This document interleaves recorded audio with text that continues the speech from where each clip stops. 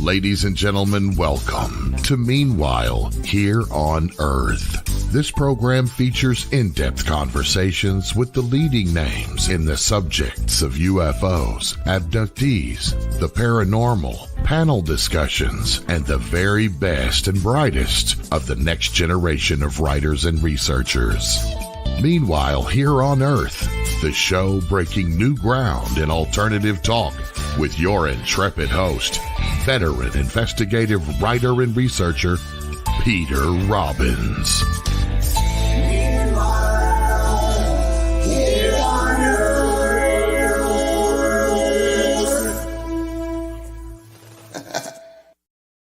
And it is Meanwhile Here on Earth. I am Peter Robbins, and it is June, and it's hot out there, as many of you know better than I, even though Central New York State is still getting hit right now. I'm going to just jump right into today's subject. There is one UFO organization in the world that happens to be the largest. And every year, MUFON, the Mutual UFO Network, has an international symposium in a different American city. This year, it's Dallas-Fort Worth, the Marriott out at the airport. And I want to focus in on the events, the speakers, a bit about the history of the organization, and I think I found just the right two guys to help me do it. Earl Grey Anderson is MUFON's State Director of Southern California, a Strike Team Area Response member, better known as the STAR Team, and an executive member of MUFON's ERT, Experiencer Resource Team. Earl has hosted MUFON's Experiencer workshops at the last two MUFON Symposia and will be hosting 3 different events at this year's. He will be hosting 2 Experiencer workshops, and he specializes his own work in, Experiencer high strangeness cases, of which he has personally investigated more than 1,000. Earl Grey has appeared on multiple radio shows, podcasts, and TV shows, such as the Travel Channel's Storming Area 51 special, the season finale of Motor Trend's television's Motor Mythbusters, Cars vs. UFOs, and will also be featured as host of the new TV series, The Alien Disclosures Files, available on Amazon+. Earl was featured in 3 documentaries that were released this year, all produced by the award-winning independent filmmaker Jeremy Norrie.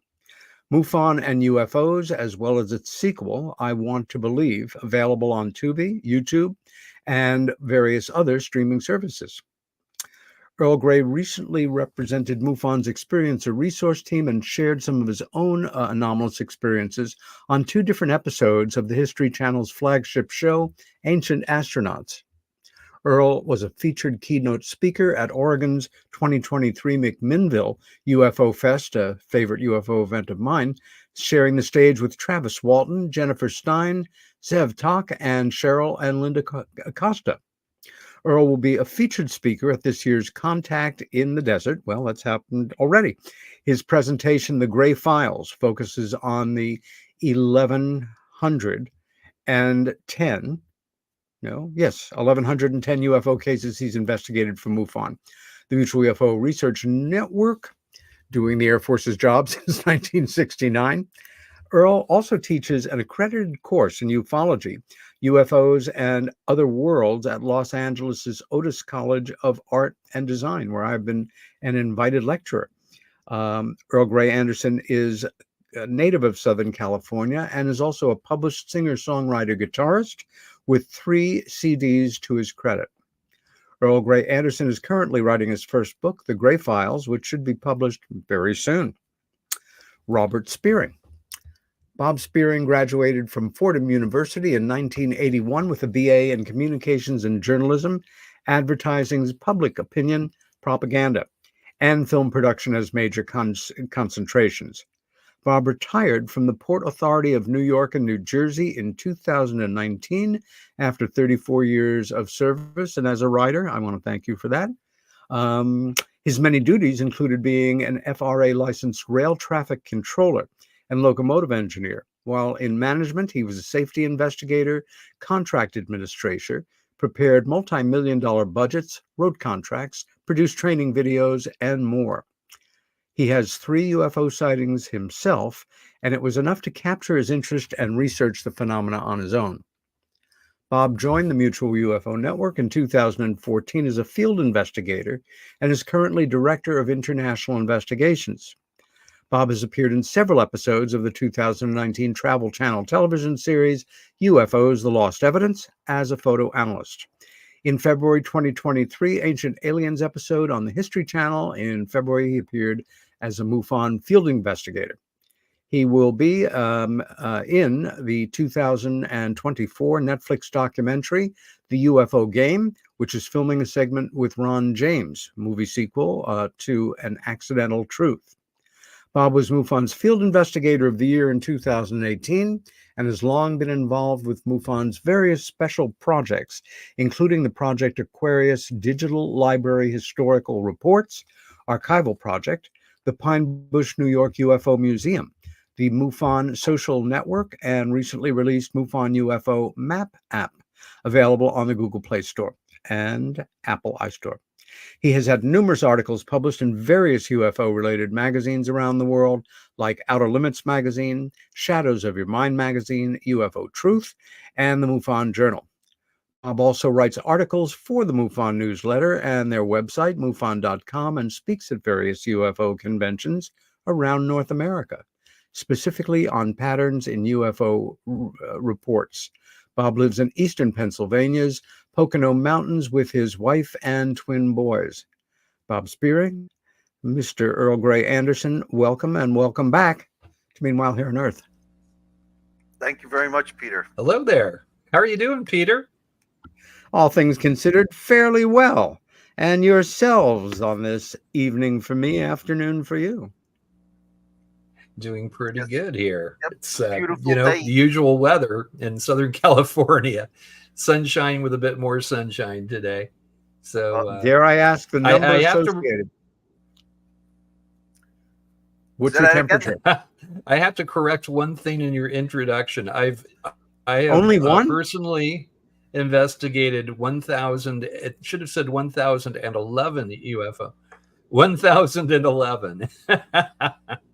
I think it's now 1,012 or something like that. But, I think we had a SpaceX sighting the other day that I had to do a rapid close on. So I don't know that those really count when I do that. It's like, write a little note and hit rapid close. SpaceX, they kind of ramped up their launch schedule and they're going for a higher orbit now.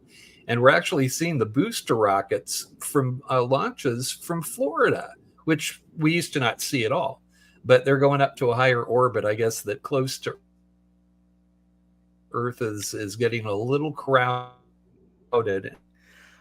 Before we get started talking about the symposium and together, so now they're going for a higher orbit. So we've been getting. Before we start talking, can you guys hear me? Yes. Can you? Okay. It's kind of breaking up a little bit, but I can hear you. Before we start, hang on a second, Peter. Hey, Earl, could you jump out? Go all the way out and then go grab that link and come back in. Your connection is just a little off. Thank you, brother. I appreciate it. All right, sure. Before we get our wheels turning too quick, I want to get this fixed, Peter, because he was lagging just a little bit, and every once in a while that connection with StreamYard can happen. So as soon as he pops right back in, I'll bring him right back in, I promise. Okay. Bob, while we have the floor to ourselves, what was the first thing, event, point of interest that you had, perhaps as a young person, about the subject of UFOs, other intelligences, and their implications for all of us? I was born in 1959, so when the Great Northeastern United States blackout occurred in November of 1965, I was 6 years old, and I remember we were walking around the house with candles because we didn't have a flashlight, and the blackout went from Quebec all the way down to Virginia. I remember. the next day, my uncle comes running over the house saying they think that it was UFOs caused the blackout. And my uncle was a big UFO buff, my father's brother, and he would tell me about swamp gas. And I didn't know who Hynek and all of those people were at 6 years old. But the first book he bought me was Serious Business by Frank Edwards, UFO Oh, series. my goodness. Flying Saucer, Serious Business. And then he bought me, when I was in 5th grade, Eric von Daniken's Chariots of the God came out around 1970, 71.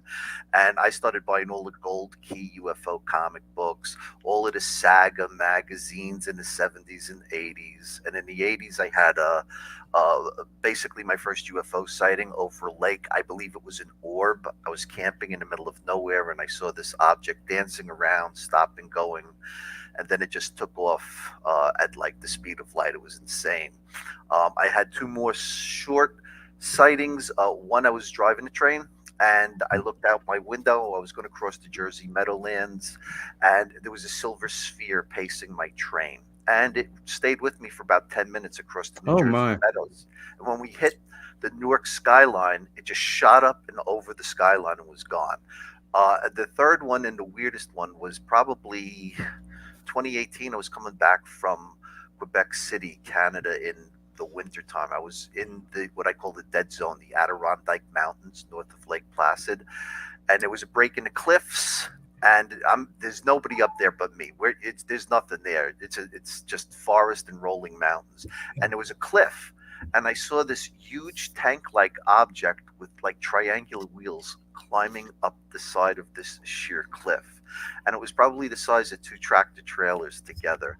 And it wasn't in the air, but I did a U-turn, came back to try to see it again, and it was gone. But it was just so unusual, and it was just something that shouldn't be there. So I've been hooked since I was 6 years old. Earl, your story is so unique. Of well, how can I say? I know no one who has this kind of connection to the subject, and I want you to get into it a bit. Obviously, the short version, or we're going to have an entire week of seminars on just your mom. But before this happened, growing up, was the subject of flying saucers or UFOs of interest to you in reality or science fiction at all?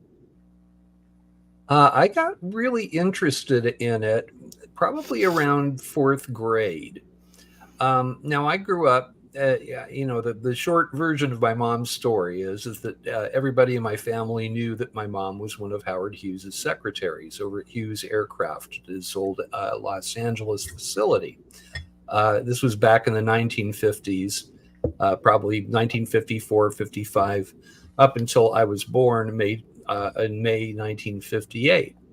1963, my mom, I think that she noticed that I just had this deep, deep interest in outer space.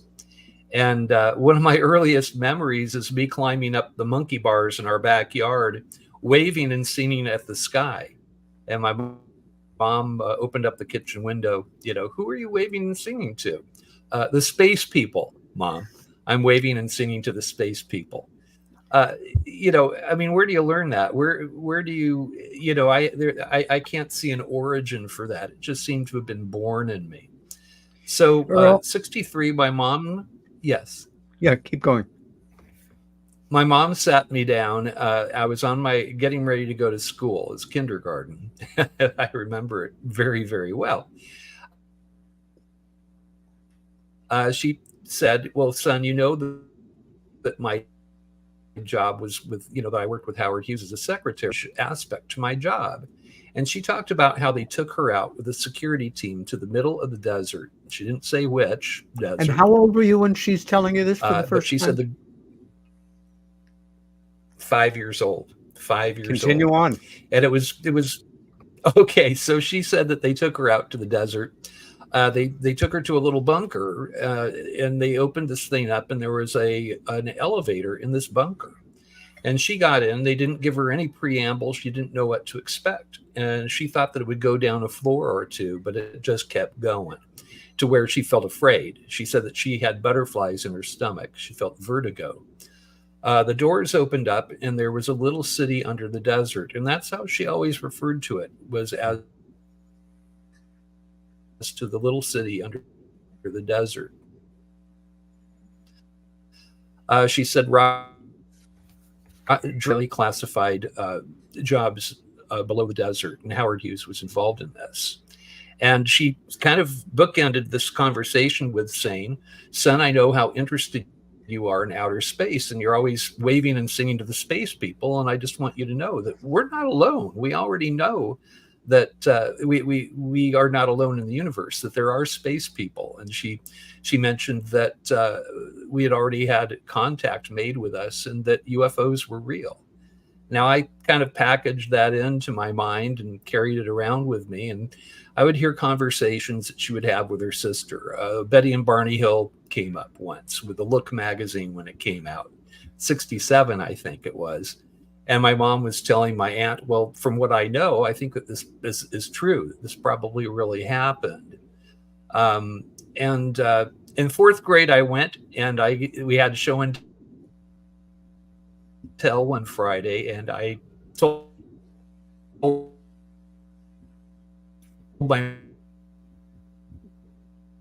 mom's story, ruckus. Afterwards, my mom had to talk with me as we're driving home. She said, "Son, I had to tell your teacher that you have a really good imagination. I'm really sorry. You weren't lying, and but people don't know about little cities under the desert, and they certainly don't know about UFOs and alien life." And she said, "Son, you can't ever talk about this again. Your mother could get in trouble." And then she looks at me again. She's trying to drive. And she's like, "Your mom could go to prison if you talk about this. I signed stuff that said I would never tell a soul." And she, her whole thing, the way the conversation started was, "Oh my God, how did you remember this? You were just a baby." But I just have a very good memory, and I remember it very, very well. So that's what really... Yeah. Mm-hmm. Do you remember the first time that you heard about this organization, the Mutual UFO Network? Yes. After my mom died, she passed away in 1999. She doubled down on her story, and she kept her security clearances, and she was very proud of it. She worked as a headhunter for all the aerospace companies, Lockheed, Northrop, kind of the litany of the companies that David Grush brought up in front of Congress. Those were my mom's clients. When she passed away, I knew that I wasn't going to get any more information from her ever. So I started reading some of the literature out there. Frank Edwards' book, by the way, that Bob Spearing mentioned. I read The Day After Roswell and a few.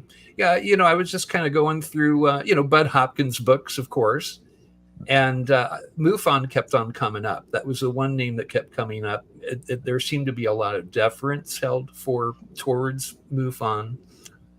When I looked them up, I saw that they'd been in business since 1969. It was like Project Blue Book closed their doors, MUFON opened theirs, and I was very impressed. And then I saw the Hainer 1 show, and that sealed it for me. I think I watched 2 episodes of that, and I looked up MUFON, and I joined, and I looked up my state director, and I became a field investigator. I guess I did pretty well at it. Yeah. Bob, do you remember the first time you became acquainted with this organization? Yes, a weird story. I used to be into doing my family tree. I was into genealogy. I used to go to the Mormon library when they had the microfilms. This was in the days before Ancestry.com. And I found an old baptism register from a church in Jersey City about a woman looking out her window in 1864, seeing a glowing cross in the sky over New York City. And I just typed into the internet, report a UFO, because I wanted to give this to somebody. And MUFON came up, and I think to this day it's still the oldest report, 1864, in the MUFON CMS database. But that's how I discovered MUFON. And at the time, it was this low quality blue screened website. They've come so far since like 20. I think it was like 2010. I posted my first report. So that's how I came across it, from an old historical report I actually found in a church baptism register. That's great. That's great. I never heard that before, Bob. That's so cool. Yeah. I have to say, the huge vacuum, in a sense, still waiting to be filled for Mr. and Mrs. Every Person on this subject, who are now at least free to know that this is a subject they can bring up, pretty much with, well, certainly a diminished field of ridicule, if not for many people, no ridicule anymore. And my sense is, in this extraordinary moment in the process of disclosure, I think some people feel it's going to be an event. I think the process will be informed by different events, some of them much more high visibility than others. But I just have a sense that MUFON, even though it's the largest UFO organization in the world, if you count the numbers, it still represents a very tiny fragment of, the American population or the world population, but that we may be standing on that precipice before people wholesale will be wanting more information, and from an organization that has proved itself, durable, credible, and still here after all these years. Your first impressions and thoughts about the upcoming symposium? It's right around the corner. It starts in a week and a half. Well, no, I take that back. It starts the 11th of July. So, 3 weeks and plus. You guys Bob, will both be there, of course. Yeah, well, I'm giving the cases of interest presentation on Saturday, so I'm deep into doing PowerPoints right now. But it's just a jam-packed weekend. For field investigators, the symposium starts a little bit earlier because on Thursday we have all-day field investigator training, and there'll be several different instructors talking on different topics. So the field investigators will be arriving a day early. Friday is when all of the state and national directors who come to the symposium get together, and we have our big meeting where we discuss policy projects that are coming up. Then there's the benefactors reception, followed by the banquet on Friday night. The keynote speaker will be Mr. Salas. And then on Saturday, it's all-day presentations. Sunday, all-day presentations. And peppered in between will be workshops like Earl's, and I'll let Earl take it from there. I'm actually giving the spiel on Thursday for the field investigator training about the experiencer resource team, which is, a subject near and dear to my heart, and I'm very happy to do that. For me, I love UFOs. I love them, so very, very much. But I'm mostly, and this is why the experiencer phenomenon, I think, is so important, because it's, you can look at race cars all day, or you can look at planes, at an air show, but the human part, or the alien part, I guess, in this case, is what I think is the most important thing. What makes these beings tick, and why are they here, and what are they trying to accomplish? And so I'll be going into that. Now on Friday, I have a presentation that's very, very special. I have 3 different speakers. I have Chanel Shands, whose grandfather is the father of UFOs, Kenneth Arnold, who wrote The Coming of the Saucers. So I'm going to have Chanel speak. I've got Geraldine Stiff, Goblin situation, and she's going to talk about her family's experience and where that investigation has gone. And then I have Jim Marr's old protege, Daniel Allen Jones, who's going to talk about the Aurora, Texas UFO crash from 1897. So each is going to give like a 40-minute presentation. They're going to reset the stage, put a coffee table out there and 4 easy chairs, and then we're going to have a roundtable discussion about how to understand the UFOs of today. You need to accept and understand the UFOs of yesteryear. Officialdom keeps trying to say that this is something new that they never noticed before, and we know that that's not true. You bring up we important. Know. Historically, we know. Just as Bob was just speaking about this UFO sighting over New York City from the 1800s. I mean, UFOs have been seen throughout history. So that's going to be my Friday presentation. And then on Sunday, we have the best of the ERT. And we're going to deliver 5 of the very best cases that the ERT has ever had.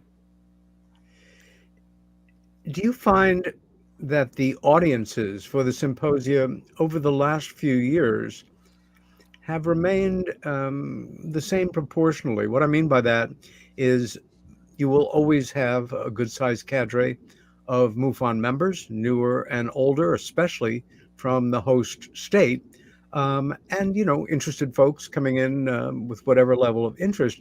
But are you finding that there's been a shift to more folks who maybe this is their first UFO kind of event, or that their interest is relatively new and that they, in past, that they might not have attended something like this because it's a UFO conference. Somebody might see you, well, if they do, they're crazy too, so no worry there. But in chatting with the audience over the past few years, do you sense that there's been any kind of shift? There's definitely more interest. Last year, we had one of our largest crowds in like a decade. We were over 500 people at the banquet. And a lot of the people that are coming in now are new because they're so aware of what's going on with Arrow and NASA and the DOD and all of these videos coming out from pilots, that it's an entirely new cast of people, and a lot of them are younger. And that's what we'd like to attract. It's one thing to have the generation that's been around the past 30 years attending conferences, but you want to bring in the next generation, and that's what MUFON's trying to do. And it seems like we're going to have another good year at the symposium. Yeah, we are. I know people that are coming out that it's their very first UFO conference. One friend of mine, her father is the presiding judge of Gettysburg, and she's a very well-known musician. Plays the main stage over at the Austin, the big festival they have there every year, the music festival. And she's coming out and bringing her boyfriend. And I've got a few people that tell me that it's their very first conference and that they're coming out to this one. So I think that we're going to be seeing new people that we haven't seen before. And this is what it's all about, is getting the word out there. One of the points that you bring up about bringing in younger people, it's essential, of course. The future belongs to them. And, we're almost seeing the same thing on the political front with different parties doing their best to line up younger voters. There is kind of a blowback, reverse ridicule factor of, I've met quite a number of what I would now call younger people. Before I would have just called people, who, I know them because I know their parents and their parents are interested, but, in a past generation, but UFOs, this is so cool. It's such an exotic thing to be involved in. I'm, an outsider, a renegade, an explorer of the unknown. Now it's like, oh God, my mom and dad are such geeks with their, UFO friends. How do we break through, make the entire field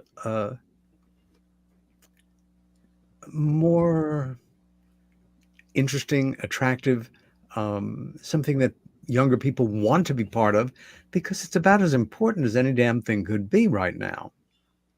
Well, yeah, there's all sorts of, UFO groups and UFO apps popping up and people wanting to take reports. But the advantage that MUFON has is that we've become very savvy media-wise, and we know how to reach a large audience. It used to be just the MUFON Journal, for 5,000. Now it's 7,000 members. But we also have a newsletter that can reach almost 400,000 people. That comes out twice a week, and we post it all over social media. We use Facebook, we use Instagram, we're working on TikTok, and we're trying to bring in influencers who are younger people who can attract that audience. And that's the vast advantage that MUFON has. We also have our own television network, MUFON TV. We put up tons of free content on YouTube. So MUFON has the advantage because we can reach so many more people than any other organization can. Yeah. And we'll come and go from this over the rest of the program, but let's talk about some of the speakers. And I'd like to begin with your keynote speaker. Of course, I was there last year, won't be able to be there this year, and we'll kind of dovetail you guys as your conference as the symposium's beginning. On the 11th, I'll be flying back to New York from Roswell, where I'll have been for the week and a half before. And Robert Salas is, for me, as good as they get. He is as fine a representative of the hard truth, or one of the hard truths, about the UFO phenomena and its implications. He has been indefatigable. He has been tireless in his efforts to bring his experiences, the nuclear weapon shutdown, to an international audience. And not only is there nobody that I can think of who would be a better keynote speaker for you, he is the main reason, aside from missing seeing a lot of friends and other interesting talks and all that, why I am sorry I am not going to be there. I'm familiar with the content of his presentation, but this is going to be heavily autobiographical. And this man, language can be such a poor tool, but he really is a living legend. Your thoughts about having him as your keynote speaker this year? All right, I'll go first. Yeah, the guy's amazing. It's like we really think that was the pull for our banquet, for the great attendance we're going to have again this year. He's a fascinating guy. He's like worked with Arrow. He's worked with the Department of Defense. All right. And basically a lot of what he's going to be talking about is his life story as it involves what he has done in the UFO field, dealing with the nuclear issues, with the government. So I think he's going to be a very fascinating and intense speaker on Friday night. Earl, your thoughts about Bob? I'm proud to say I'm the guy that brought Bob in this year. That's right. That's just great. He's my neighbor, kind of. He lives in Ventura Cam here where I live. But he and Marilyn, his wife, they're regular attendees of my local MUFON meeting here. That's great. Yeah, they're in MUFON meeting. Hi. That's great. And Bob is wonderful. I mean, his background is just impeccable as far as the honors bestowed upon this man. No, I was going to say, for anybody not familiar with Robert Salas and why we talk about him in the terms that we do, his book that he wrote with James Stoltz, I'm just going to say a covered wagon, Broken Arrow. I'm looking at the spines of books yet once again. And Faded Giant is the story of him as an officer in the Air Force overseeing a number of nuclear missiles at the height of the Cold War, that troops on the ground informed those below in the area where he was, the missile launch area, that disc-shaped objects were coming in over the base. And one by one, Bob watched these missiles be shut down and was, of course, told this never happened, sworn to secrecy. It's a haunting story. And the fact that they men on the ground who were, of course, amazingly upset, to put it mildly, by what they were seeing. He cites at one point the experience of one of these enlisted men pleading with him for just some idea of what they experienced.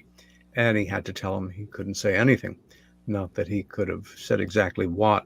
The whole story of UFO investigation, the things that emotionally drive the mystery to a degree, are this combination of established scientific fact, genuine historic events, statistics, of course, that are absolutely towering in terms of their ability to convince, and more people worthy of respect with some distinction in their areas of study coming forward.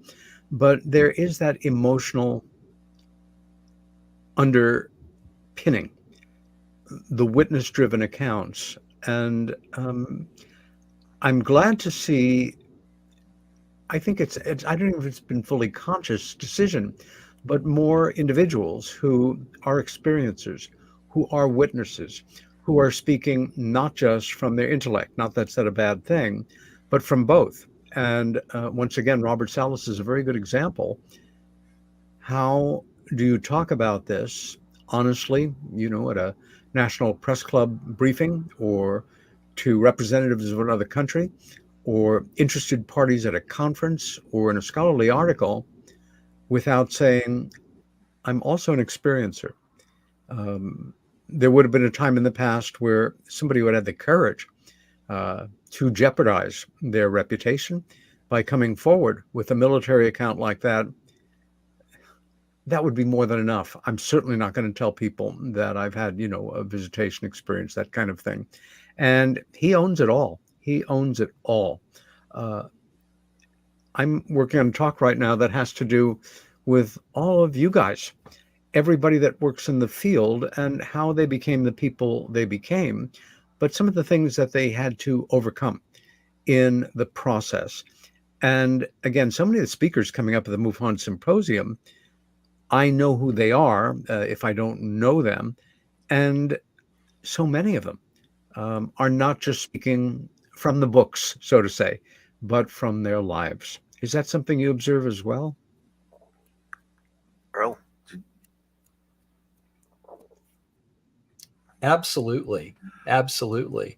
I mean, here's the thing about Robert Salas. I've spoken with Robert multiple times about his experience over at Malmstrom Air Force Base. He was in the capsule when this incursion of a UFO happened, and it didn't just turn the 10 missiles off, it made them unusable. I mean, they had to go and pull the missiles out of their launch bays, and they had to rewire them. And now some people thought that perhaps an EMP was used. That did not happen. It was very, very, very precisely how they turned these missiles off. But he said that the radio was still on, the computer system was still working, the video system was still working, the radio was working, and the air pumps were working because they were underground in the capsule. All of that was fine. Not a risk to him or his partner that was down there in the capsule, but they intentionally turned off those 10 missiles. And the same thing happened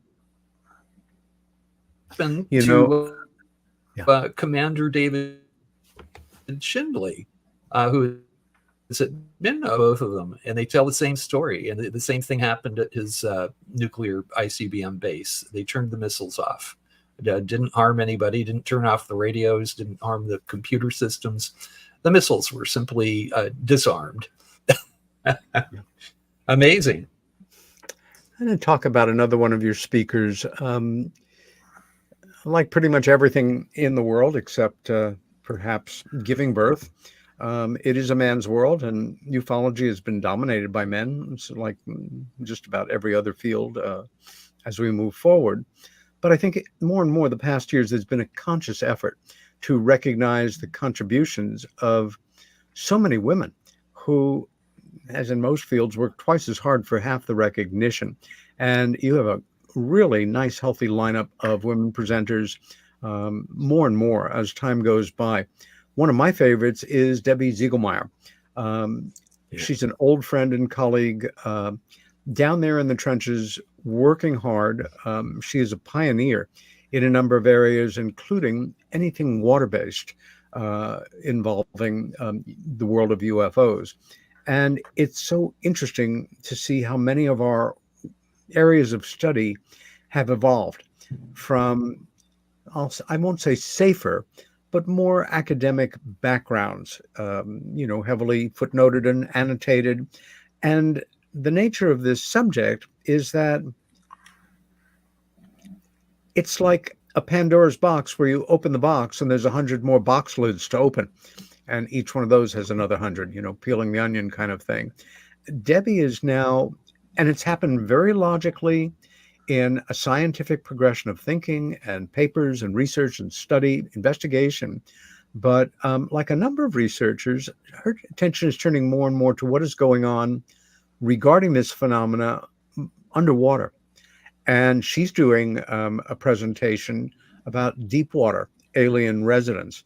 Now, this used to be considered a really fringe area of study. It's not. It really never should have been. And I remember, years ago reading of a confirmed Navy report of an underwater something moving along at a nice 70 miles an hour. Now, normally that speed would be a joke when you're talking about UFOs and things of that nature.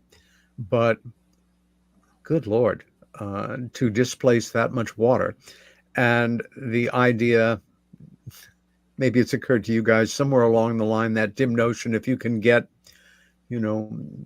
however many billions of miles or light years from here to there, these crafts are probably also waterproof and should be able to navigate that area. So I would certainly be looking forward to her talk, and especially for any young women who will be at the conference and just want to get more involved in the work. Go up to Debbie and talk with her. We all were unknown and starting out at some point or another. She's also a great presenter, so I know that's going to be a knockout talk as well. You guys have worked with Debbie or know her as well, I'm sure, over the years as I. Debbie is one of the nicest people you'll ever met in ufology, and she's incredibly smart. She's responsible for getting our MUFON laboratory started, and she's also the director of our dive team. If we want to recover, say, a USO or some sort of debris underwater, it would be Debbie and her team that would go out, try to secure the area, get permission to do the dive, and try to retrieve whatever it might be that's at the bottom. She's written a couple of books. One is on the alien colonization of our waterways, and it was an interesting book to write because she was very much into Carl Fink, and we all remember Carl, who was very into USOs. And at the beginning of the show, Peter, you brought up that they try to make us think that this is a new phenomenon, and they give it a new term like transmedium vehicles. All right. The bottom line is that transmedium vehicles have been seen coming in and out of our oceans and waterways for a millennia. All right. This is nothing new. And basically, Debbie documents where all of these events take place and why. She actually even has a database in Excel of all of the for decades of geographic locations, latitude and longitude, where these sightings occur. All right, the work she does is absolutely fascinating, and I just think she's going to really knock it out of the ballpark. I do too. Yeah, and how they're trying to hide the fact that this is something new when it's not. Bob, you've just said it so well. As we've watched this kabuki play soap opera slowly play itself out in the House of Representatives. And it is well intended, certainly, but there are foot draggers and people behind the scenes who are doing everything possible to confuse, slow down, overload. But what was it, like a year and a half, less than a year ago, when one of my representatives, Chuck Schumer from New York State, added a rider onto one of the information requests, which is, we're looking for, for them, the go-to date became, it was a 2004, the Tic Tac incident.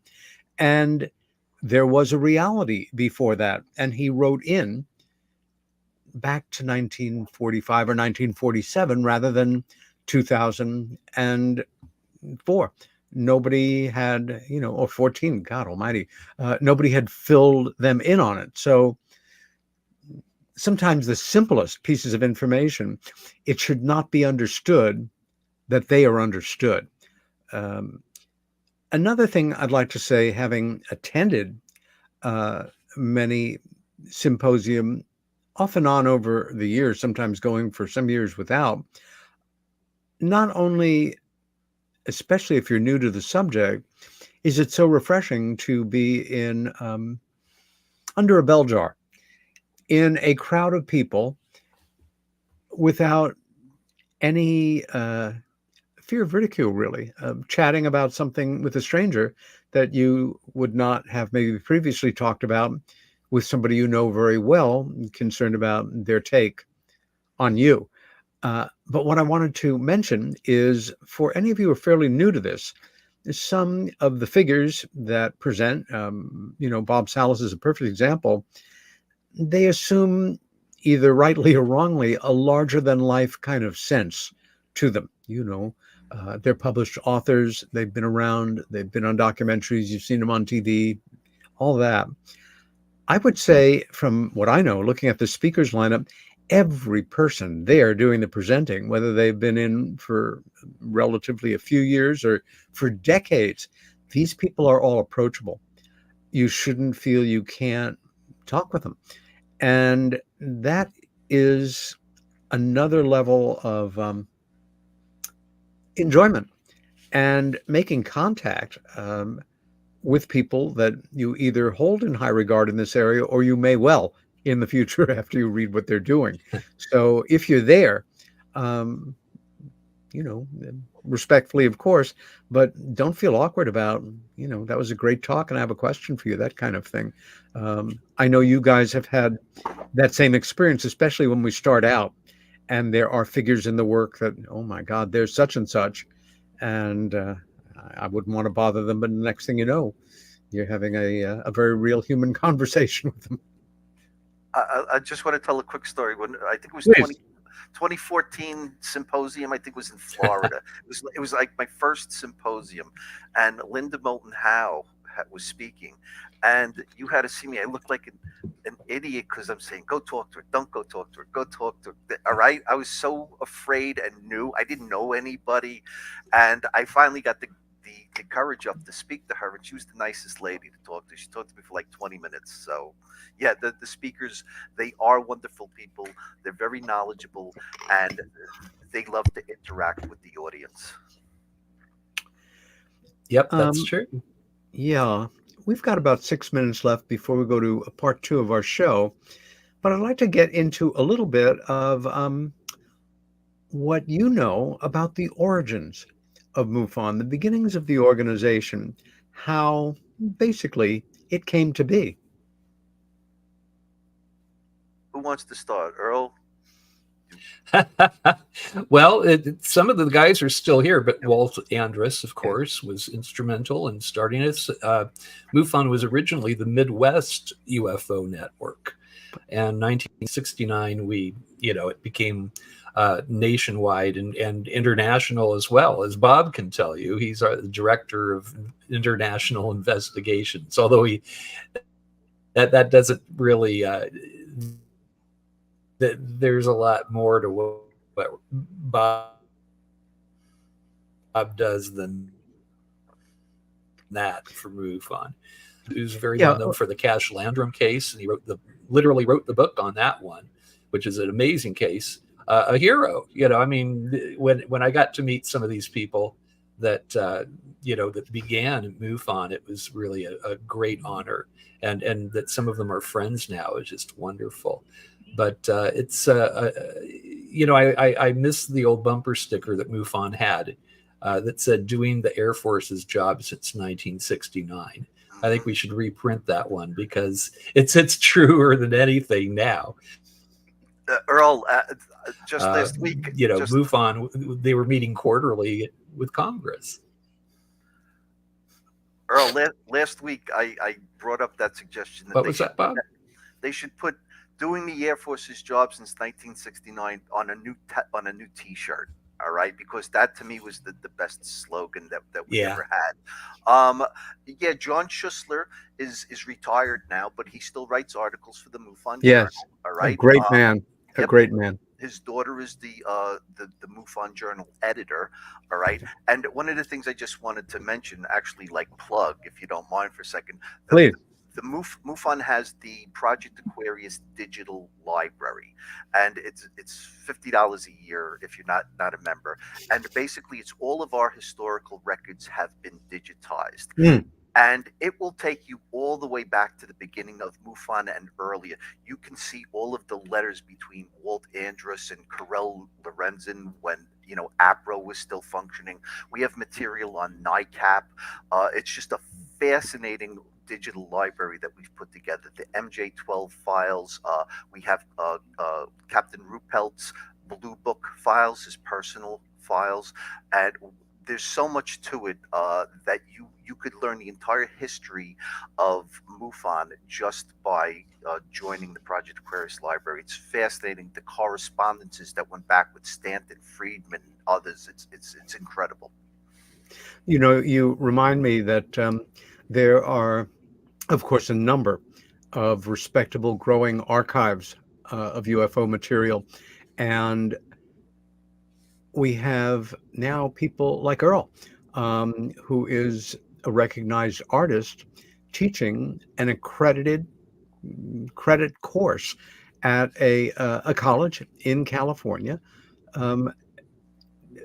There have been people who have taught college level courses, on and off for the last few decades.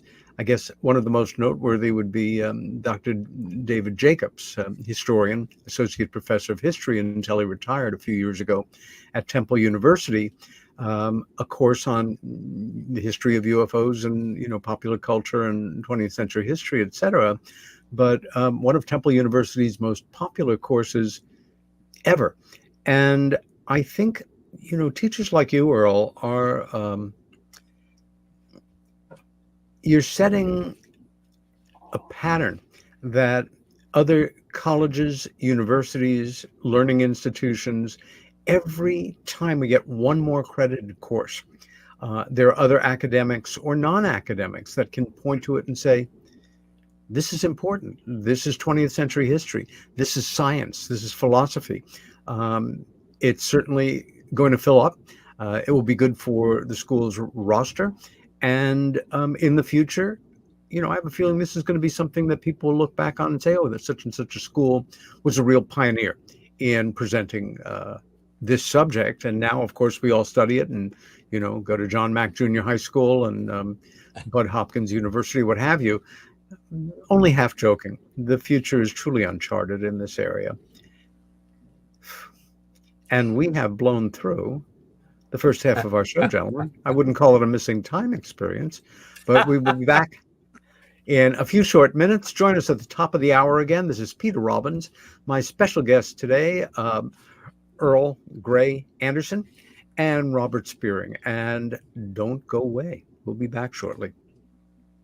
This September 6th through the 13th, join with like-minded souls in the experience of a lifetime on the Royal Caribbean Ovation of the Seas as we travel from Seattle to Alaska. Internationally renowned researchers, investigators, experiencers, authors, holistic healers, contactees, spiritual luminaries will sail on an extraordinary voyage of transformation. This cruise will explore UFOs, alien contact, cover-ups, ancient ancient mysteries, the paranormal, holistic healing, and spirituality. Experience engaging lectures, one-on-one sessions, private, custom-tailored excursions, and a nightly UFO watch. The cruise is booking up fast. Go to contactatsea.com and be sure to mention the UNX Network when you book. That's contactatsea.com or phone 336-749-1219. That's 336-749-1219.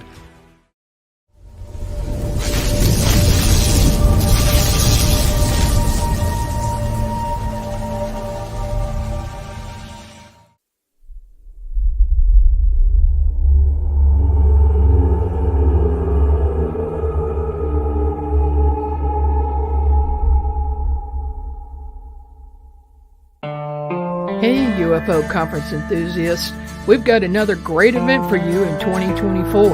The Saucers and Aliens Kansas UFO Day in Dimension G is being held in the UFO capital of Kansas, Geneseo, on July 6th. This is a fun festival in the middle of nowhere. There will be a parade, decorated yards, costumes, vendors, speakers, and a showing of the movie The Day the Earth Stood Still. Appropriately, an 8-foot-tall statue of Gort and a statue of Plateau will be dedicated. This will be the only museum in the U.S. with these custom-made statues. If you'd like to donate to the statue project or attend the event, visit GeneseoMuseum.com. That's GENESEO Museum.com. Be sure to bring your camera when you attend the event. That's GeneseoMuseum.com.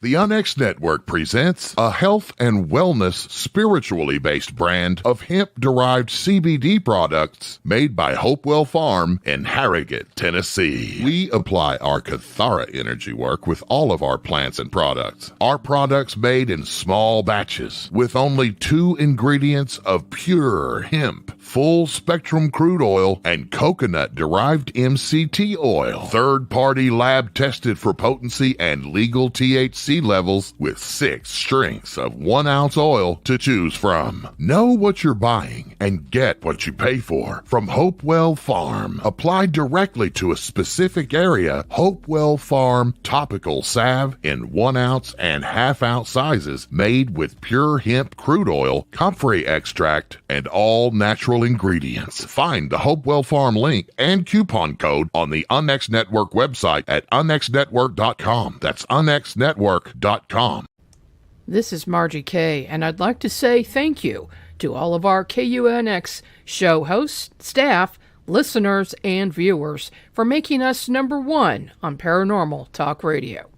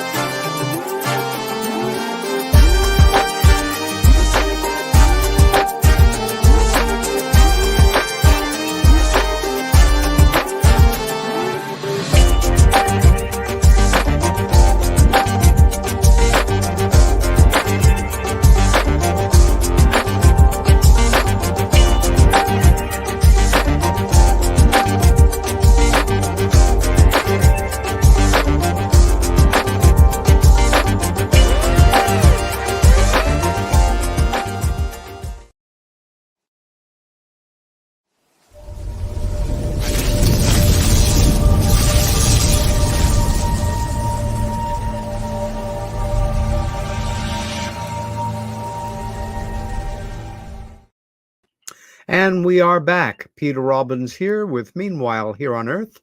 And my guest for today's show is Earl Grey Anderson and Robert Spearing. Gentlemen, you are still with me. I am glad to see. We're back. Hello. Excellent. Continuing where we left off, I know it's just the nature of the beast that when you go to a conference on any subject, there are, there's speakers line up. You're paying for them. You'll probably go see them all, but some more than others may interest you. Bob, let me ask you first, what is one of the talks coming up in Dallas-Fort Worth that you are particularly looking forward to hearing and seeing? Brad Olson is going to be talking on hidden anomalies of Antarctica.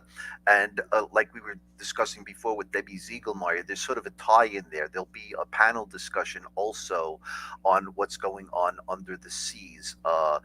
The Silurian theory will be investigated, for example. But Brad Olson is somebody that I'm really keen on seeing because I'm very interested in the anomalies that seem to exist in Antarctica, and that it's been of interest back into the 1940s with the Nazis, that there's still no-fly zones there. We don't know exactly what's going on in Antarctica, so I'm really looking forward to seeing the Brad Olson talk.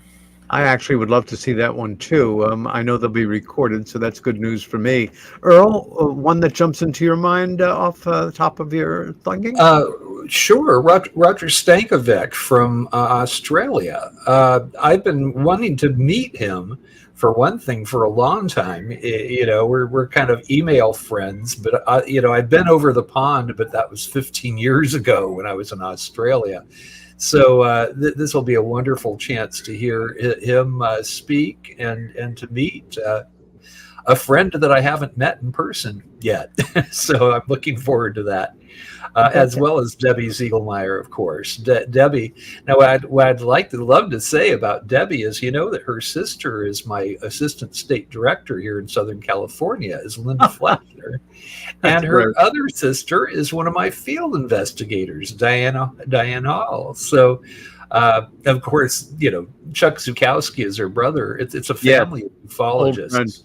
Yeah, isn't that amazing? The whole family. They're what conversations they must have around the Thanksgiving table. I've been going through the list. And one that immediately caught my eye is title is Law Enforcement and the Stigmas That Prevent Transparency. This is a talk by two speakers, Marianne Robb and Dave Rich. I'm not sure if I've ever met Dave, but Marianne and I have been friends and good friends since her interest, shortly after her interest really peaked. And she and her late husband, Don, looked around for some way to learn more, found out about MUFON in Arizona, joined up. And as the first symposium was coming around, it was going to be in the Phoenix. No, it was the Travis Walton. It was the Travis Walton Skyfire Conference. And she, I think with a sense of innocence and goodwill, volunteered to help out. So she has just become involved in the field, and they assign 3 people to stay with her and her husband for the few days before the conference: Stanton Friedman, Richard M. Dolan, and myself. And wow. It was a cheerful kind of shock we found her in. And meanwhile, she at the time was still a serving police officer, a sergeant, as I recall.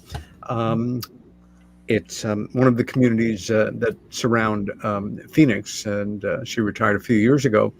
I was fascinated by, what she did. And I guess the next year I did a ride along with her where we arrived at whatever it was, 3:30 or 4 at the station. I went through the morning briefing with all the guys, and I rode with her, and it was one hell of an education. I have tremendous respect for Marianne, certainly Dave's background in law enforcement, and what an important question they're addressing. The macho culture of, law enforcement, as well as the military, has put the kibosh on cops being able to talk comfortably about this subject like forever. And I can't think of a better person than Marianne to talk about this, because she has been through this entire transition from a cop with an interest in the subject, or the reticence to share that with other police officers and other people at first, to a spokesperson for it. You guys know Marianne, right? Yes, as a matter of fact, last year, Marianne was one of the instructors at our field investigator training. And what she taught on was how to do a forensic investigation in the field. She definitely knows what she's talking about. She's a very engaging speaker, and she's all business. It's like bing, bang, boom, this is the way it is. And yes, it's absolutely true about the stigma that police officers face, and this isn't a recent phenomenon. This is going back to the original 1940s, when UFOs came into the mainstream after Kenneth Arnold. They'll talk to you in private, a police officer will, and they'll just say, I want to be off the record. Okay, so I think it's great now, because UFOs becoming so mainstream with the UAP and Congress and everything, that I think the stigma might be breaking. And I just want to change the subject for 1 second. I wanted to say something about Roger Stankovic in Australia. He's going to be speaking on Havana syndrome and how it might possibly relate to UFO encounters with people who may be experiencers. Now explain that to our audience, because some folks are not familiar with that syndrome. Okay, Havana syndrome, they originally believed that it was some sort of Russian operation where they were using ultra-high frequency sound waves to cause brain damage with our diplomats. And it originally occurred in Cuba, but now it's happening all over the world to people. And there's a curious connection that it's not only United States diplomats and embassy workers experiencing, amnesia, temporary blindness, incredible headaches, brain damage, but it also seems to correlate with some UFO experiencers. And what's interesting is Roger is a neurosurgeon, so the guy knows what he's talking about. As a matter of fact, after his talk, when I do my cases of interest presentation on Saturday, he's actually going to come up and talk about a certain type of phenomenon that we call the skull drillers. These bedroom encounters where people are actually inserting or removing something from the left side of people's heads. And he's going to be trying to tie it in to the Havana syndrome talk that he gave earlier. So I just wanted to make sure people knew what he was talking about. He was going to be speaking on Havana syndrome. I'll share one quick thing with you guys before we go on. After this wonderful way to initially meet Marianne and her late husband Don, we've been good friends since.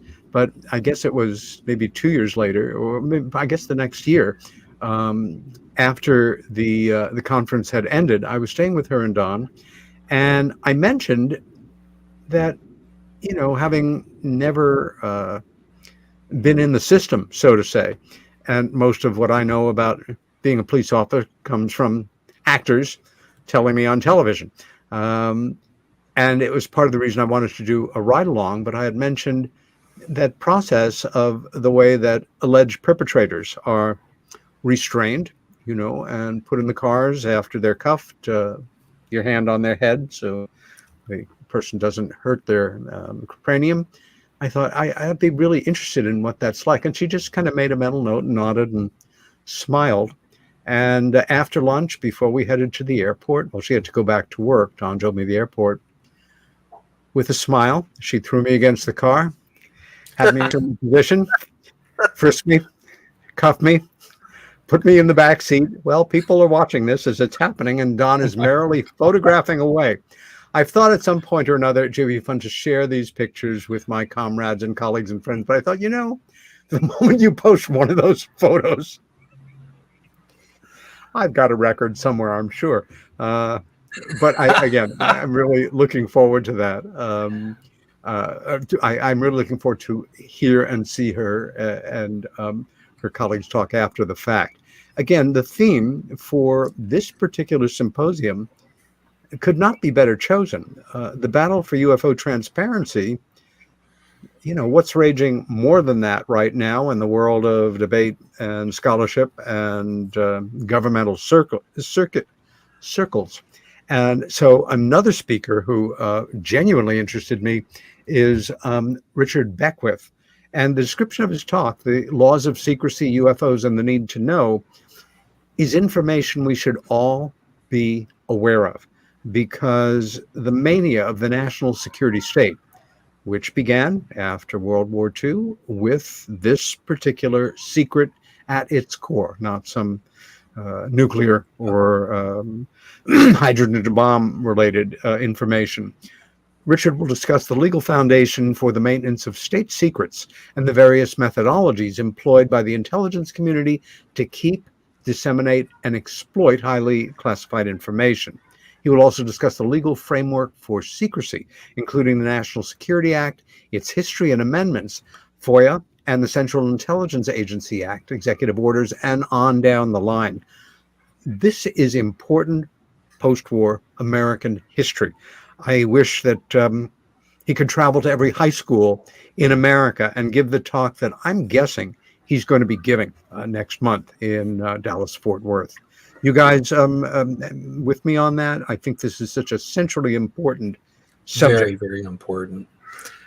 I was going to say, I mean, police officers you were mentioning earlier, and that also goes into the legalities and all that. And of course, I definitely want to hear his talk about this, because of course my mom had to sign all these non-disclosure agreements, and she kept her secrets. I mean, I think I'm probably the only person other than my father and her own sister that knew about her background.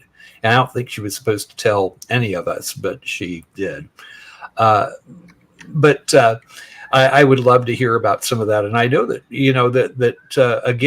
that they really, really are trying to keep the doors closed shut on this subject. We just saw all the blowback at the end of the Arrow report, and everything that happened with, how Sean Kirkpatrick said there was nothing to see here, folks. It was like Project Blue Book or Project Grudge all over again. No. All these years, and still that same obfuscation, which is just, I think that, the whole attitude is it's a national security thing. That's at least what they tell themselves. And that curiosity is not need to know. But I think that for humanity, it's going to be the most important thing in the world for them to realize that there are other intelligent beings out there that have gone through hard times like we're going through on planet Earth right now. They had to have gotten past their struggles, past their nuclear threats and all that stuff. And here they are traversing the cosmos. And I think once that becomes public knowledge, that there will be this spark of hope that happens within humanity. And that's why it's so important that this gets out. But they're using the law and to try to keep that closed, to keep that door shut. Yeah, and I think it's unconscionable to do that this late in the game. Let's always remember that certainly the inner workings of most modern governments, or ancient governments, I'm sure, do not necessarily represent the views, the ideas, the longings, the wishes of the population over which they control information.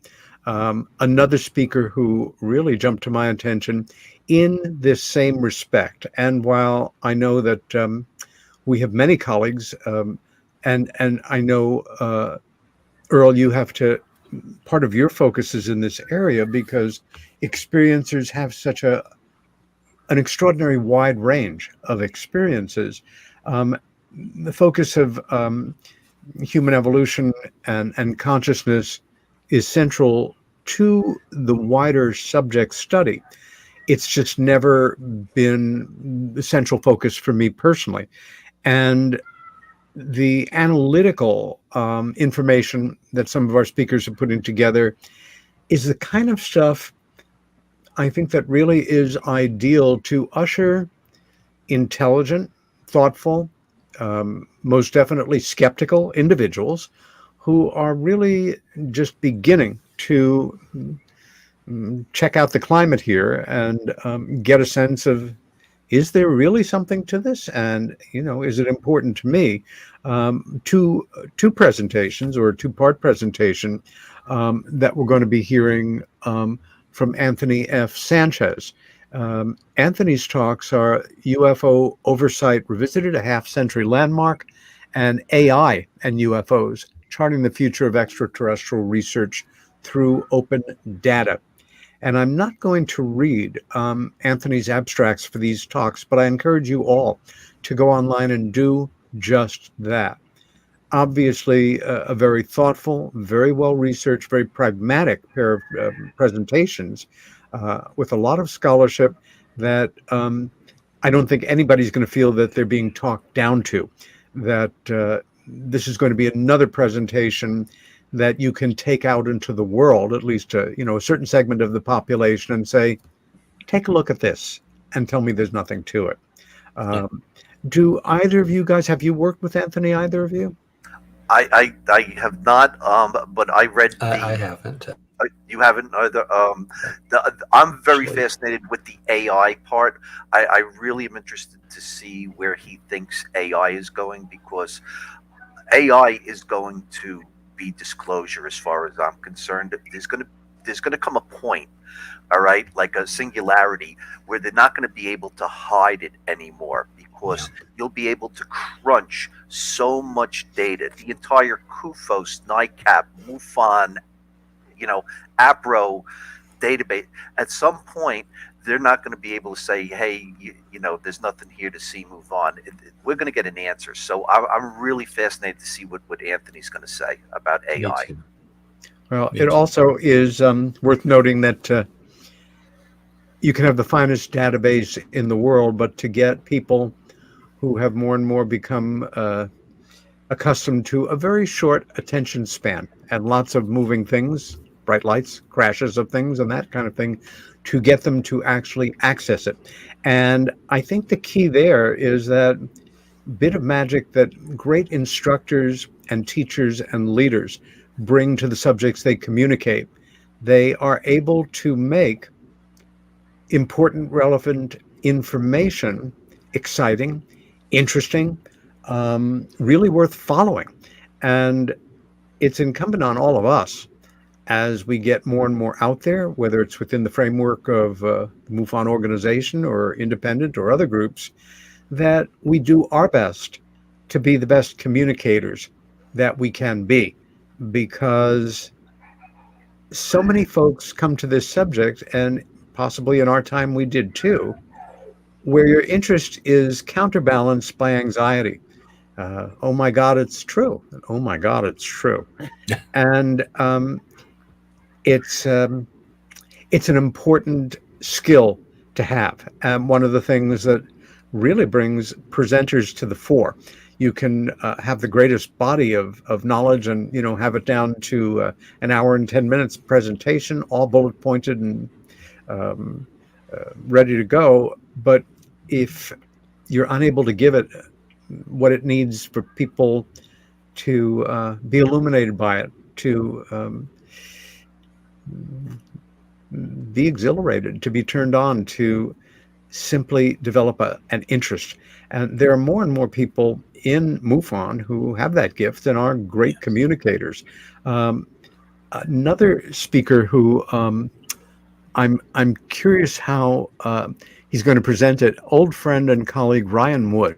Ryan, his dad, who is retired now, Robert Wood, came to the fore in really the 1990s or the early 2000s as a father-son research team specializing in information emanating from or alleging to be part of the MJ-12 documents.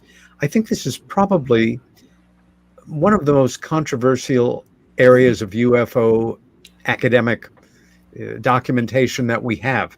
And from the time that the subject first became public knowledge, which was, I think, 1987 in June or July, 40 years ago, that we've been arguing about it ever since. Ryan also, besides having a small aerospace company that he was developing, is, how can I say, he's one of the best conference organizers I've ever worked with. For 7 years, he had a conference held annually in Las Vegas called the Crash Retrieval Conference. Most of the talks around that subject, but not all of them. He is an outstanding presenter, and his talk is Crashed UFOs and MJ-12, the data analysis implications of our action plan. This is a very loaded subject, and for a lot of people it teeters on the edge of myth, legend, lore, but not necessarily reality. Your thoughts on the subject in general, as far as crashes, retrievals, and MJ-12, and the talk that Ryan will be doing? Yes, MJ-12 is very controversial. MUFON has tons of MJ-12 documentation. My whole life I've been on the fence as to whether or not it's real or not. But Mr. Wood is speaking on crash retrievals in the spirit of Leonard Stringfield, and Stringfield was just incredible. It's like the guy documented so much stuff that you got to say, hey, we've got to have crash material. And that's pretty much the vein of where Ryan's talk is going to be going with it, where he claims there's over 100 verifiable crash retrievals. So that's going to probably be a very, very intriguing presentation also. Earl? I've met his father, but I've never met him. So I'm really looking forward. Wonderful, very good, wonderful gentleman. Yeah. And the MJ-12 documents, the Psalm 101 documents, and that whole thing. When I only got to meet Stanton Friedman once, and it was at a MUFON Symposium. It was the first symposium I ever went to. I think it was a 2015 or 2016. Here in Los Angeles, and I brought my first edition copy of Stanton Friedman's MJ-12 book for him to sign, and I'm so happy that when I met him, I had to raise some eyebrows. It was kind of a controversial one, So I'm very happy and proud to say that I've got a first edition of his book. With a very nice personalized, signature in there to me. So, but yeah, and I'm kind of on the fence too about those documents. But I don't know, they kind of make sense. Maybe someday we'll find out for sure. I mean, if big D disclosure ever happens, I sure hope it does. I mean, that's what we're doing at the symposium. We are disclosure, really. That's what I believe. It's another why we do this and what we're doing. Yeah. Another why aspect, I do this. Another aspect of many conferences, UFO and otherwise, are the folks that are there to sell you stuff. And needless to say, you'll have a very busy sales room with everything, I'm sure, from focused UFO-related books, publications, products, to other paranormal-related or the normal range of souvenirs and wares. My favorite takeaway from last year, and I betray a certain aspect of myself in this, was my dear friend and colleague and sister in this work, Jennifer Stein, knowing that my birthday came around the time of the symposium, got me a coffee cup of cats being abducted by a UFO. So if you don't even care about UFOs, but you are a cat person, hit the store, the MUFON store, because that cup is there. In fact, maybe I'll drink from it next week and thrill you all. My wife has that same cup. That's what she wants her coffee from. So yeah, lowered the official Ron bar James a little designed bit. That. I think it's Ron great. James designed that cup, by the way. I spent a good part of Eclipse Day with Ron James and Steve Bassett and Richard Dolan. We spent it together in Rochester. It was completely overcast, but Ron made a little film and it was great fun. I'm going to go into another aspect here of the conference, again, around sales. A lot of us read for information. A lot of us just love to read. But, you know, these e-readers that you can get now, more and more titles that might interest you are available on them. A lot of us, though, are analog driven. We're book lovers and we're library builders. If the subject is naturally kind of causing you to add UFO related books to your bookshelves, a conference like this is not only always one of the best places to see what's out, available, newly published, but to meet the authors. And if it matters to you, and it sure does to me, it's a sentimental thing. I know to you, Earl, as well. A signature by an author on a book means something. And if you are building a library, if you are collecting books as well as reading them, it's another aspect of the conferences that can be exciting. Plus, last year, you guys had an amazing book sales table. I don't know, you Earl, you may have been too busy to even visit it, but I did. Yeah, I did. I was pretty knocked good. out. It was an amazing selection of older UFO books, and I thought all fairly priced. So another thing to think about when you hopefully will be coming to the event. Shifting gears slightly, larger conferences sometimes are able to put together special events that are tangential to the conference, but might not be exactly related to it. Last year, for example, I did it on my own with a friend visiting, but as groups, you could visit the Wright-Patterson Air Force Museum, the Air Force Museum, which is mind-blowing, absolutely amazing. And this year, one of the visits is the George W. Bush Presidential Center and Frontier of Flight Museum Tour, which sounds like, again, especially if you haven't been to something like Wright-Patterson, although I'll bet even if you have, that would be a side trip that I would definitely be taking if I was there.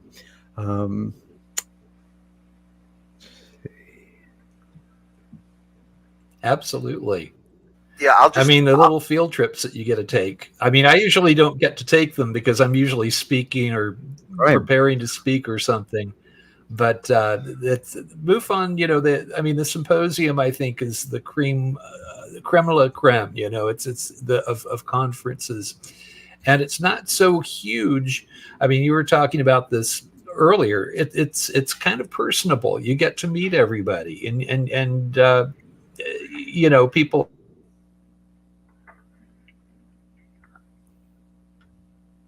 are approachable.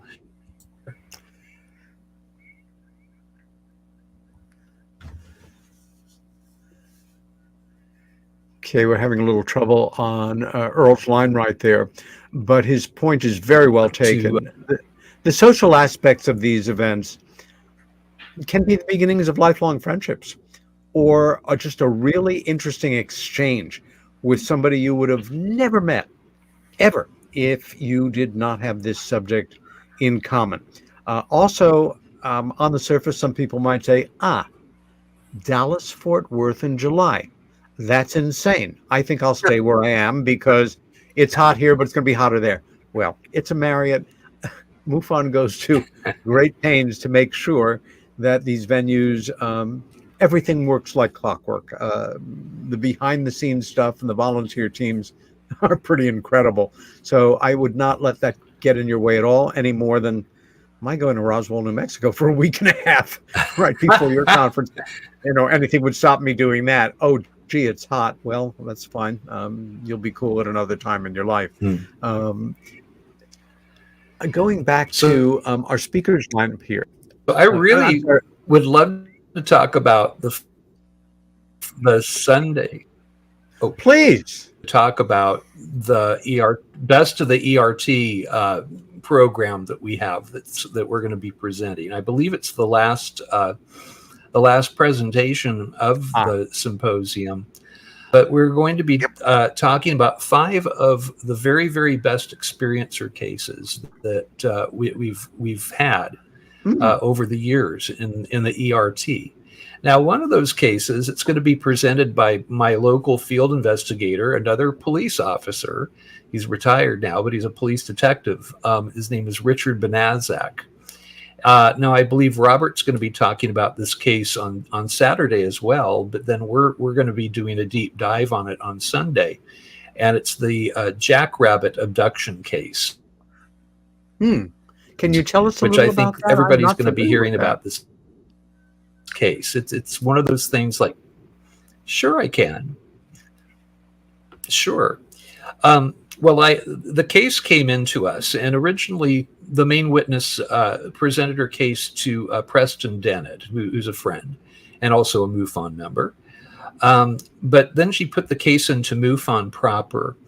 I had the case came across my computer screen, and I'm looking at it, and I'm going, this is an amazing case, but it really needs to have due diligence done on this. There were so many aspects to it.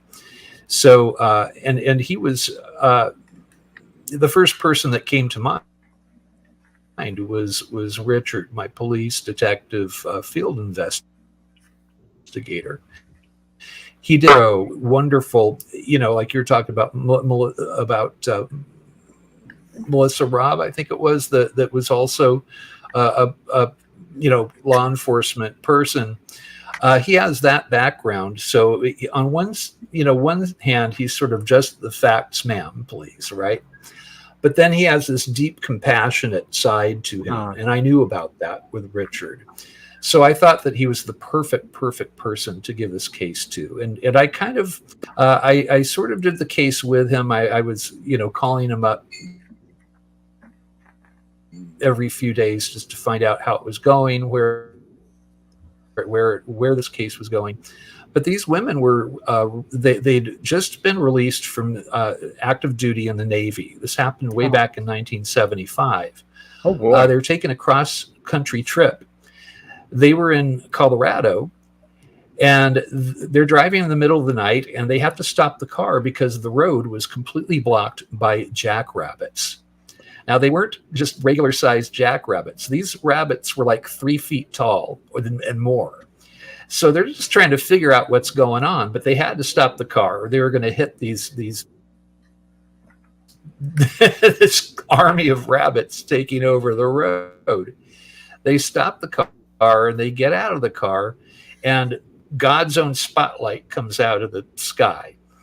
And the next thing they know, the rabbits turn around and they aren't rabbits anymore. They were our little gray alien friends with the black eyes.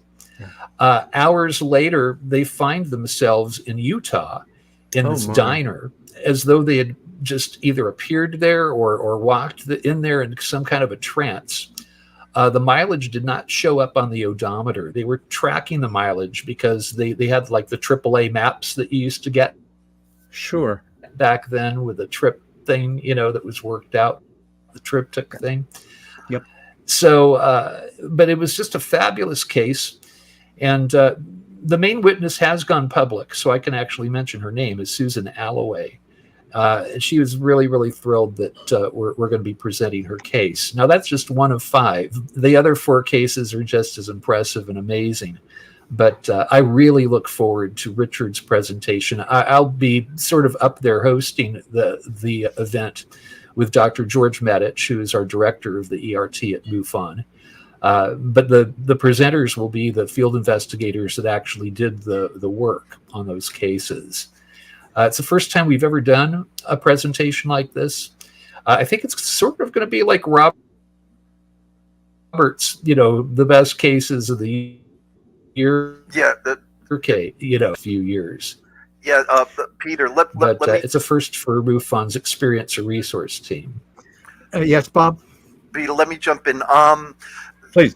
It turned out that cases of interest are the audiences loved them at the symposiums.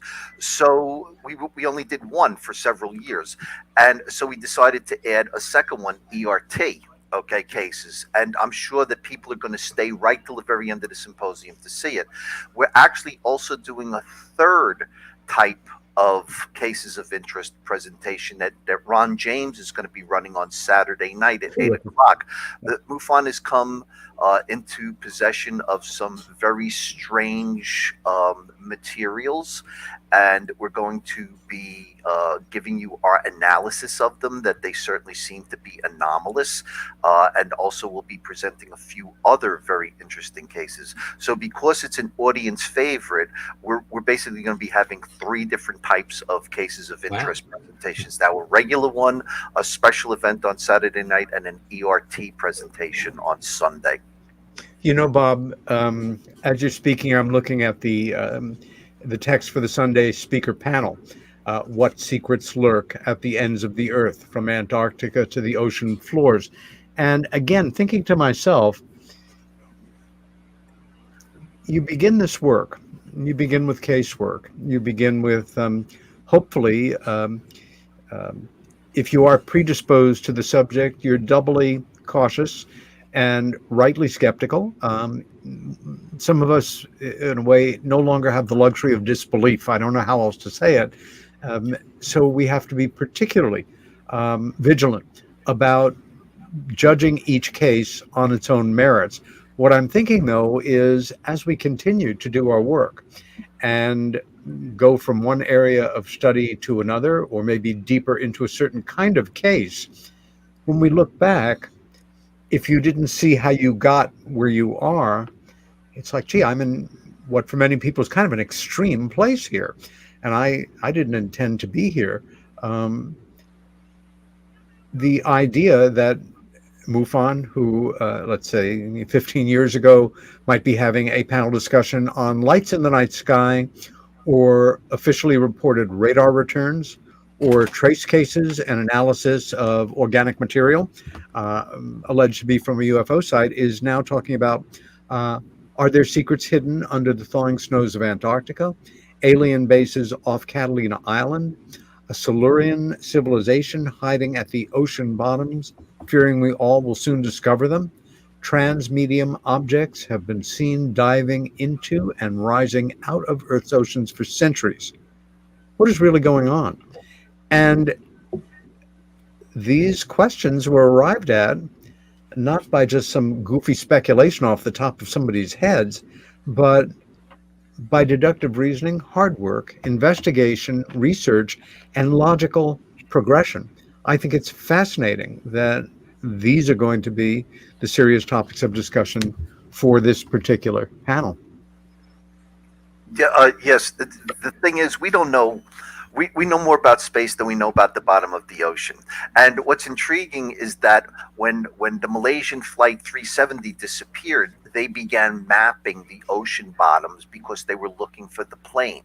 So if there is a, let's say they call them a Silurian civilization that might be hiding at the bottom of the ocean, they're running out of time and they're running out of places to hide because of our technology.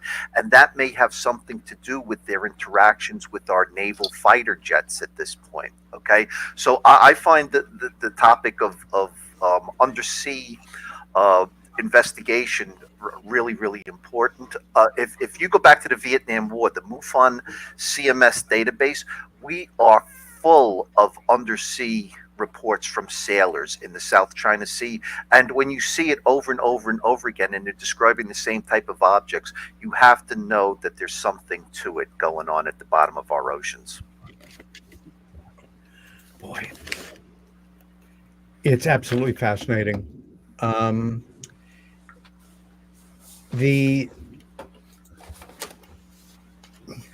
can I say, for folks that have been listening to us and saying, I am kind of interested, and I'm got that time off, what have you, we have a very simple URL to go to, which is MUFON Symposium.com. Can you guys give us an idea of the levels of involvement? I mean, you can literally just register to hear a day's talks and, no special stuff, or be involved in some of these special events, the banquet, the different seminars that are going on, workshops, and of course the hotel itself. Any thoughts that you want to prioritize or share with folks who are considering going, but weighing the financial cost as well as what the value of their time is for all of these interesting talks and other features that we're talking about? Okay, well, basically, like other conventions around the United States and around the world with UFOs, we have different packages. It's like you don't have to buy the gold standard package. You can do a la carte. You don't have to go to the George W. Bush Museum, for example. That's extra. You don't have to go to the banquet if you can't afford it. So we have different packages available. The one thing I will say, though, is that the special rate for hotel rooms at the airport Marriott will be ending soon, and we're pretty much getting booked, which would mean you'd have to go find accommodations elsewhere. So I would encourage people, if they're really interested in going and staying, that you should book now and get the special rate that MUFON has, because it's just about over and we're just about out of rooms. When is that deadline? I thought it's June 19th, but don't quote me on it. 2 more days. Okay. Very good. When will you guys be coming in I'm coming in on the 10th to I Dallas, Fort Worth? The Wednesday before that, because Thursday morning is the field investigator training, and I'm giving the ERT talk. So I'll be coming in the night before. Yeah, I'm coming in Thursday night after field investigative training. They're using me as a vehicle. I have to go through Cincinnati to headquarters to pick some stuff up. So I'm going to be a little late. All right. So I'll be in Thursday night. Earl, I wanted to speak with you a bit about, I don't know, special isn't the right word, but a very... a separate, safe, particularly well run, based on the experience of those of you that have put it together, the experiencer sessions for somebody who is not just interested in maybe attending, but has had an experience or sighting or feels that they've been taken, and it's not something you are comfortable sharing. How do these sessions work? I'm asking rhetorically, I know, because I've attended them, but this is important. And if somebody is not an experiencer, but they're very curious about it, are they even eligible for it? Can you tell us a bit about the experiencer, the Sunday experiencer session? Sure, I can. It's one of the few parts of the symposium that's not filmed. We want to keep a safe place for people to be able to tell their stories. And it's one of my favorite things about the symposium. I've been on this experiencer workshop panel for the last 3 years, I think, the last 3 symposia. And, but people can go there, and it's, you can't take photos, you can't take video. We're very strict about that. And it's confidential. They close that door. And people, Kathleen Martin is going to be she's going to be running the panel on Sunday. I'm doing the Saturday session. Oh, that's great. I start with a real short, like 15-minute presentation about the phenomena. I'll share a few cases that are recent cases that I think are to kind of establish the mood and get things going. And then we open the floor up to everybody there. And we've had some extraordinary cases that have been presented, just extraordinary. And so that will be happening both Saturday and Sunday morning, very early. But yes. It's always a full event. I mean, we always have a full room. I should tell you, I'm very much looking forward to that. When you all had invited me to take part, I did it with. I was pleased to do it, but I had a certain reticence in that I assisted through the running of the first years of the very first UFO abductee support group that we know about, the one that Bud Hopkins started in New York City in the 1980s. And the spirit of the way that you address these questions, that you make it safe in the room, that people are comfortable enough to speak about things that are deeply intimate and very personal at times, and sometimes things they didn't even expect they were going to talk about because it's not something that they're used to sharing. If you have had an experience that you feel is genuinely contact related, otherworldly, abduction related, and you're going to be there, or maybe as a reason to, one of the reasons to go, take advantage of these workshops by all means when you're there. Yes.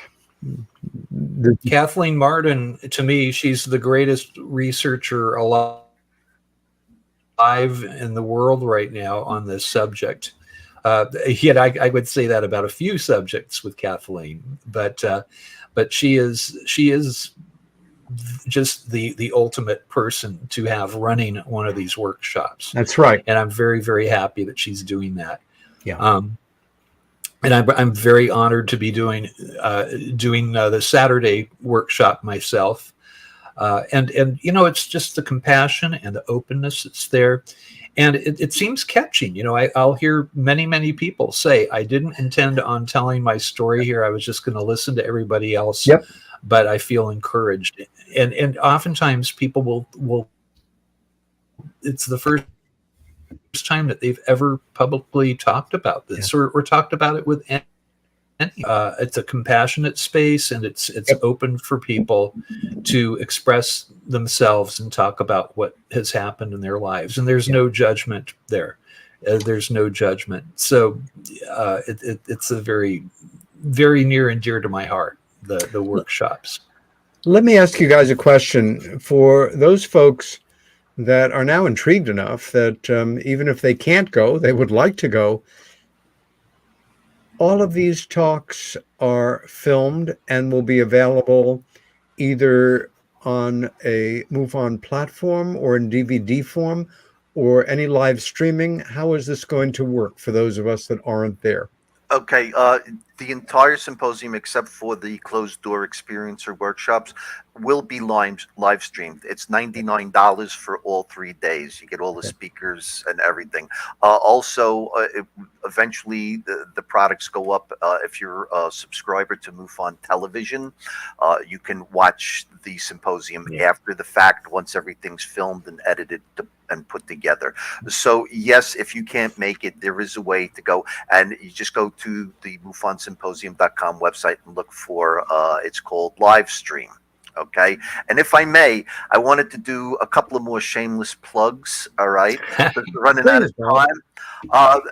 The photo analysis team from MUFON is always there. We have most of our members. It's a 6-member team. I think we're going to have 5 people there. We will look at your photos and videos on your cell phone if you come, and give you a good estimation as to whether or not you've got something real and anomalous, or if it's something mundane. Okay, terrific. That's plug one. Second one, we're putting out our new calendar. Okay, it's going to be a 16-month calendar. And Earl, I'm not going to be doing your case. I'm going to do a commercial for your case, your rabbit case. But I believe the new calendar is going to have one of the rabbit pictures, the jackrabbit pictures in it. It made the cut. Okay, and what was the third one? Live stream, calendar, and photo. I did them all. I'm done. That's great. For those of in our audience who are not familiar with some of the patterns and aspects of abduction, contact, and interfacing events involving those beings we call Greys, what Earl and Bob have described in terms of the appearance of particularly large, in this case 3-foot jackrabbits, as the memory that originally was held, it sounds ludicrous, and it's a reason to laugh and back away and realize, well, this is pretty nutty stuff, and that already cancels my vote. This is a reoccurring pattern, not necessarily rabbits, but other beings, animals, or forms that one can argue in both directions are put in the heads of the experiencers by these other intelligences, something that most of us are very comfortable accepting at this point. Or always to remember, if it were you, or in this case me, that were looking at those things in the road that weren't jackrabbits, my mind just might say, I think I'm going to see jackrabbits. I really prefer that, and I'll deal with the other stuff later on. It's something that often is neglected in talking about experiencer cases, that, you know, they can cloud our minds, they can create screen memories, but physiological shock can be a friend, so to say, in helping to protect us from things that we absolutely cannot deal with at that time by, again, a screen memory or a presenting what's this, you know, a MacGuffin, as Alfred Hitchcock used to call that main point in the plot, that you can at least live through and tolerate. And often when the mind is ready, it comes roaring back at another time.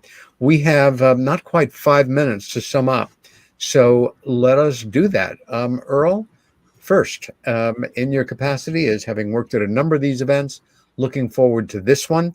I'm going to be there working as well as attending. Any last thoughts to leave our audience with?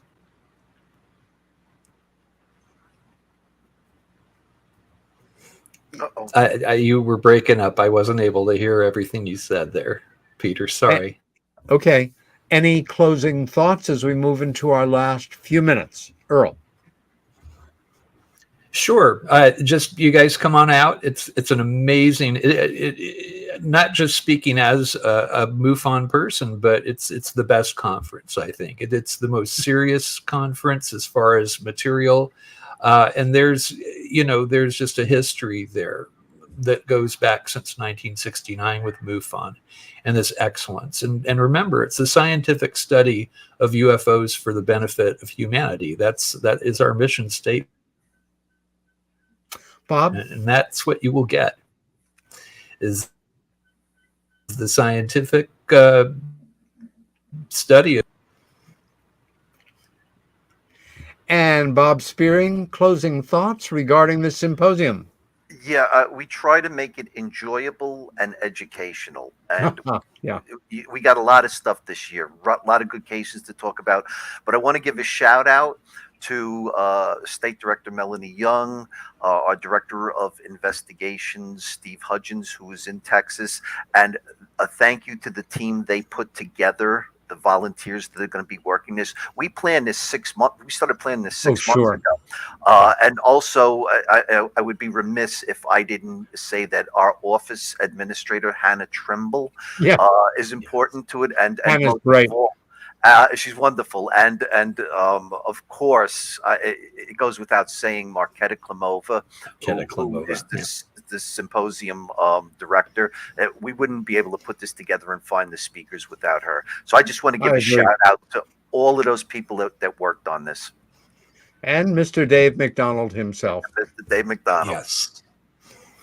A pleasure seeing you, gentlemen. I'm sorry I won't be seeing you in Texas, but hoping later in the year our paths will cross again. Stay well, stay hydrated, stay out of the sun. This is Peter Robbins. My special guests are Earl Grey Anderson and Robert Spearing. Gentlemen, see you around the campus. And the rest of you, stay well. Thank you, Peter. Stand up for what you believe in, and we'll see you next week. Thank you. All right.